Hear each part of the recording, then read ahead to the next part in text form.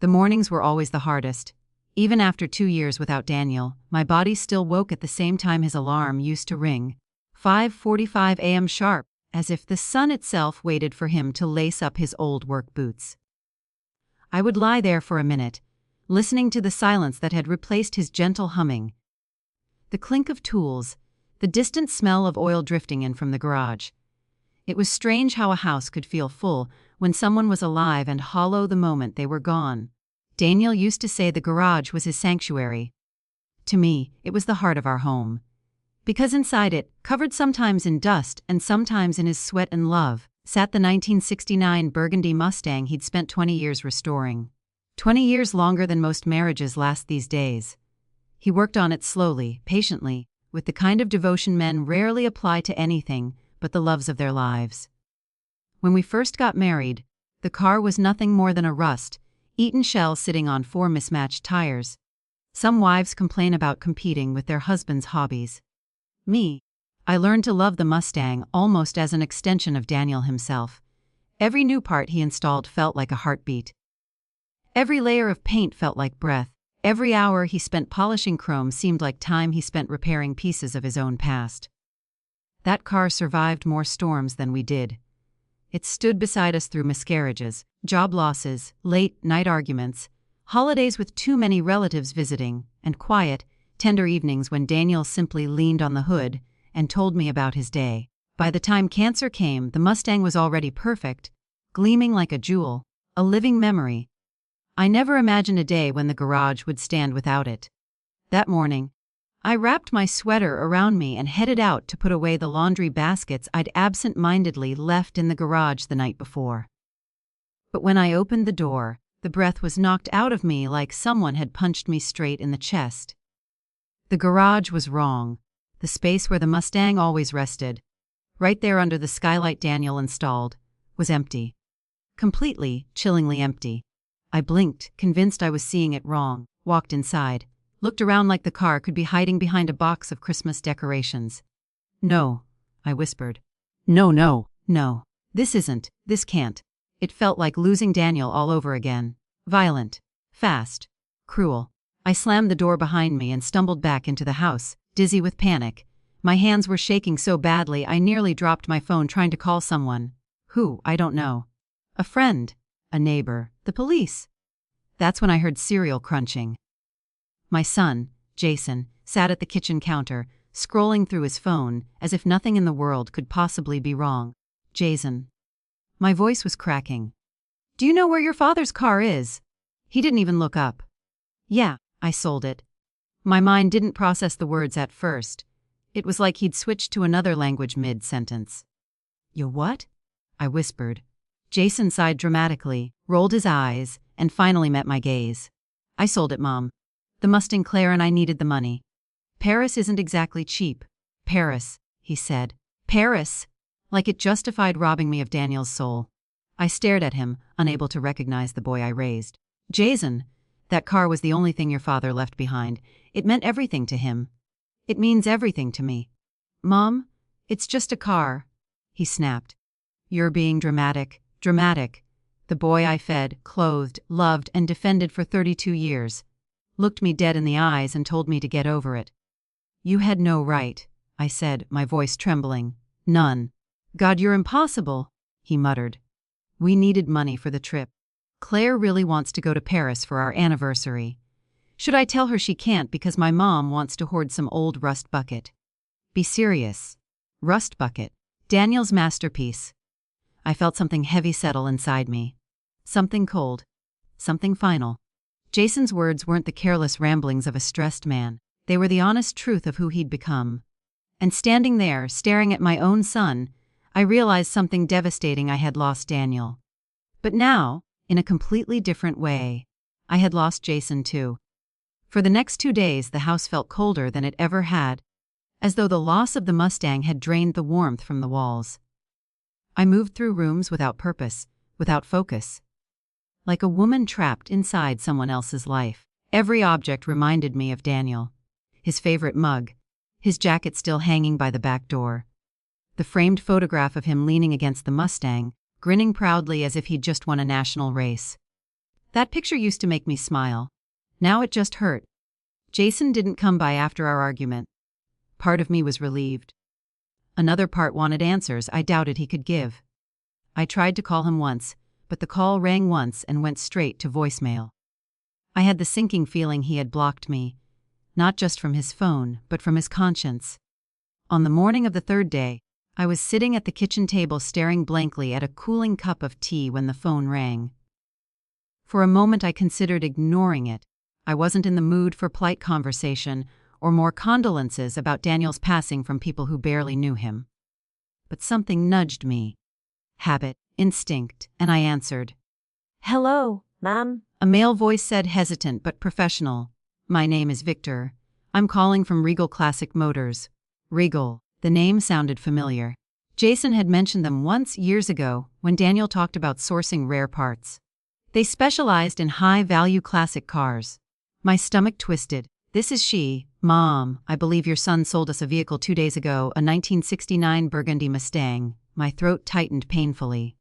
"Yes, I'm aware." He paused, and I sensed the careful gentleness in his tone, like he understood more than he wanted to admit. "There's something," he continued, "that you should see. Something your husband left inside the car." My heart skipped. "My husband?" "Yes," Victor said quietly. "It appears to have been intentionally placed under the driver's seat, somewhere hidden. If you have the time, I strongly recommend you come to the dealership." I pressed my hand to my forehead, steadying myself. "Is it paperwork?" "Not exactly," he said. "I think it's personal." The word echoed inside my chest. Personal. "Okay," I whispered. "I'll come now."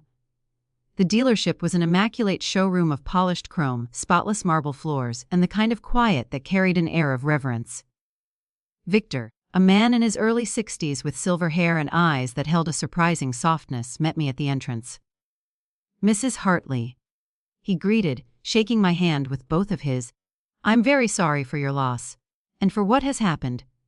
He led me through rows of restored cars, each one gleaming brighter than the last. In any other moment, I might have appreciated the craftsmanship. Now I was numb. Finally, he stopped near the back of the garage, beside a familiar deep burgundy shimmer.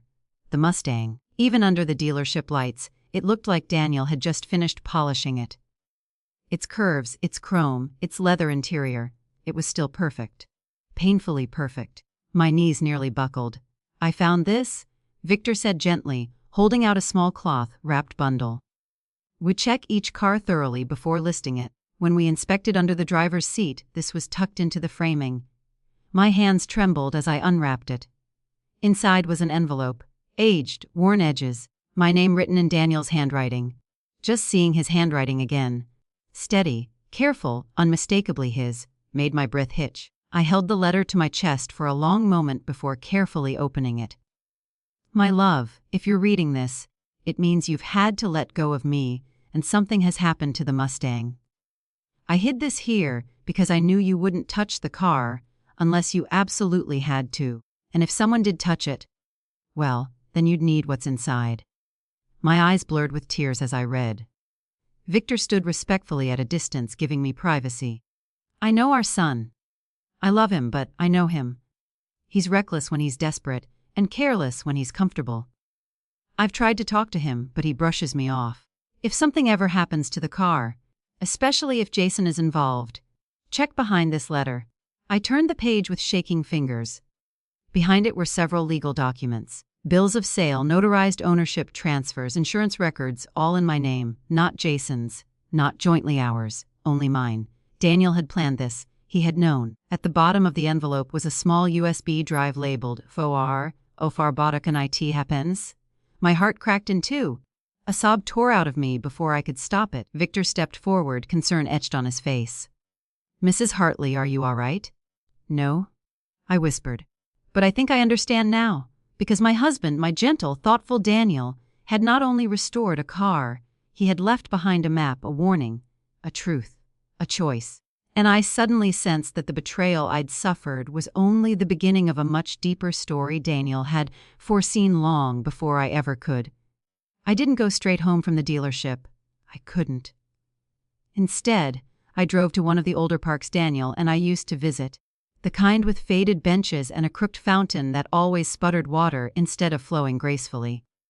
I sat in the car, the USB drive burning a hole in my pocket, as if it carried the weight of the entire world. How long had Daniel planned this? How long had he silently known that something like this might happen? When the grief finally settled enough for me to breathe, I drove home.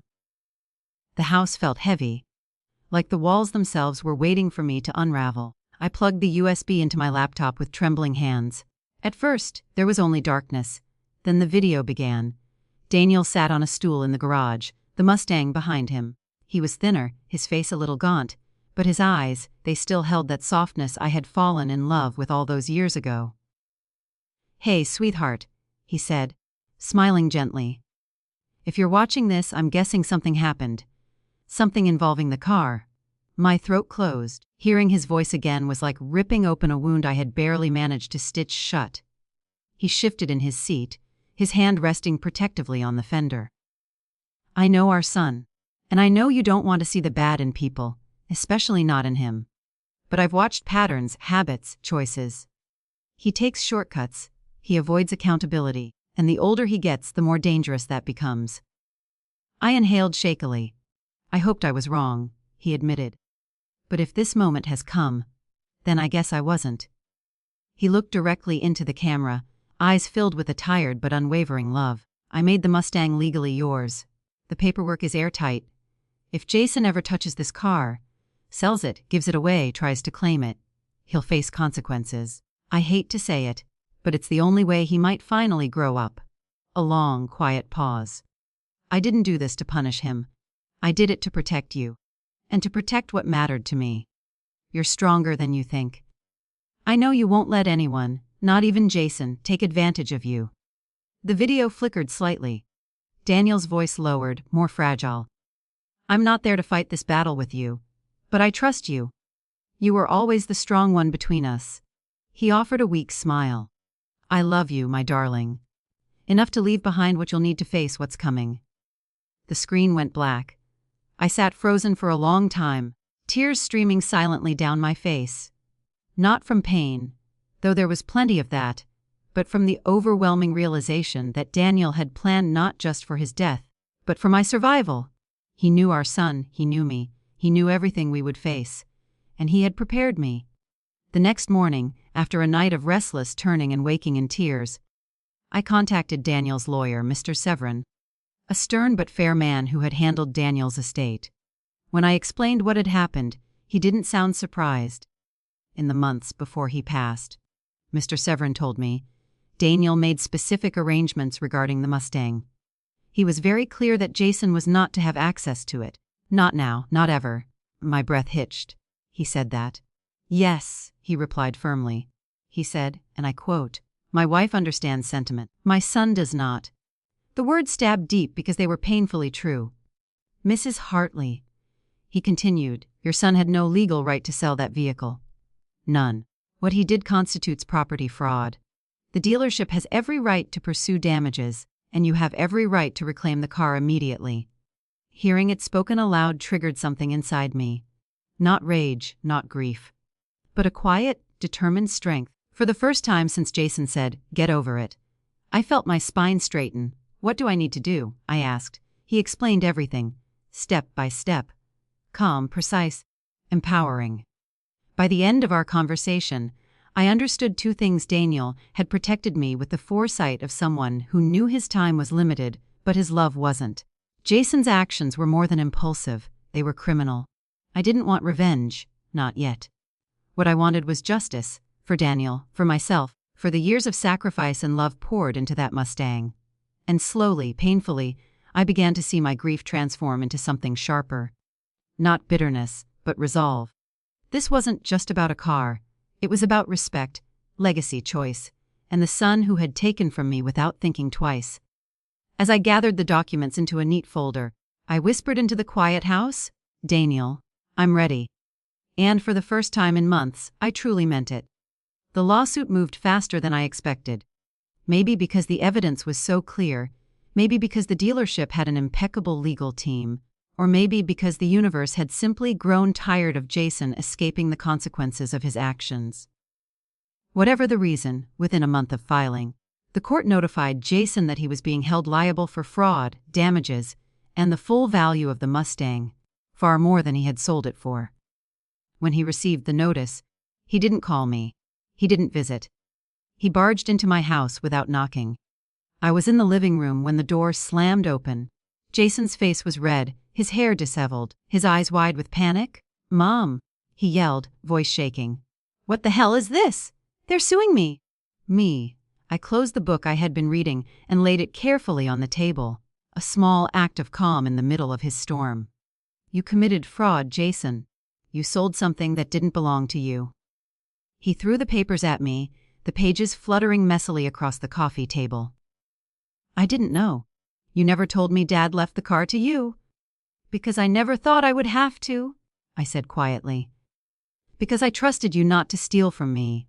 His jaw dropped. "Steal?" "Mom, it was just the stupid car. I needed the money. Claire wanted the trip. I thought you'd understand if I explained it." "You didn't explain," I reminded him. "You told me to get over it." His face twisted with anger and desperation. "So now what? You're going to let them ruin my life? Over a car?" For a moment I saw the little boy he once was, freckle-faced, smiling as Daniel let him sit in the Mustang's front seat and pretend to drive. But grown-up Jason wasn't that boy. That boy had disappeared somewhere between entitlement and excuses. "You ruined your own life, Jason. Not me. Not Dad. You." My voice was steady. Firm.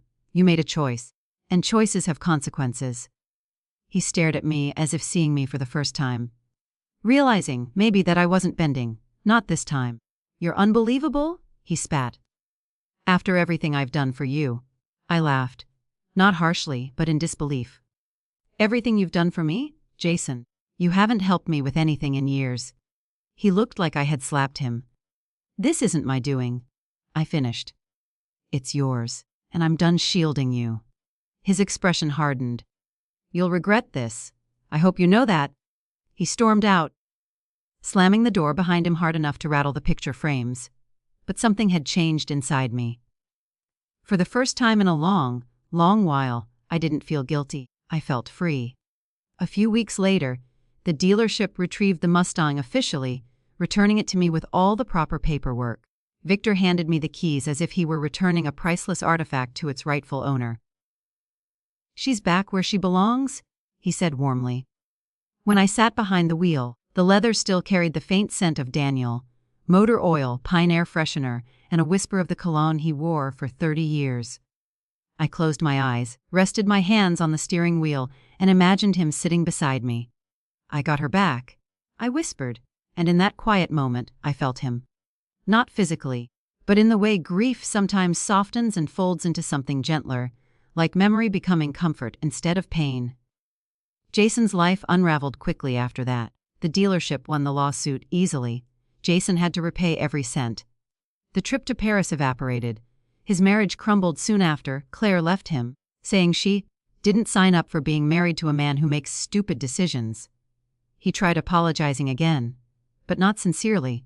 He wanted relief, not forgiveness. He wanted money, not reconciliation. This time I didn't give in.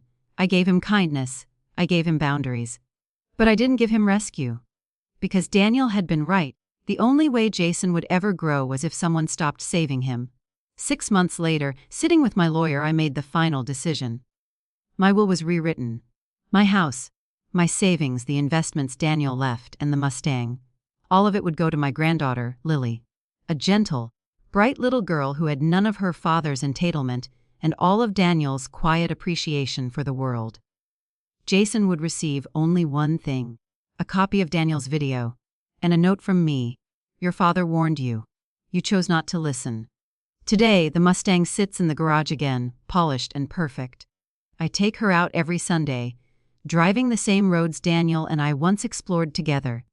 The wind through the windows, the rumble of the engine, the way the sun catches the burgundy paint, it all feels like a conversation with him. A reminder that love can protect, that betrayal can empower, and that sometimes the sweetest revenge isn't vengeance at all, but reclaiming what was yours and choosing peace over the people who tried to steal it. As I drive, I swear I hear Daniel's voice in the hum of the engine. Good job, sweetheart. And for the first time since he left this world, I truly believe it.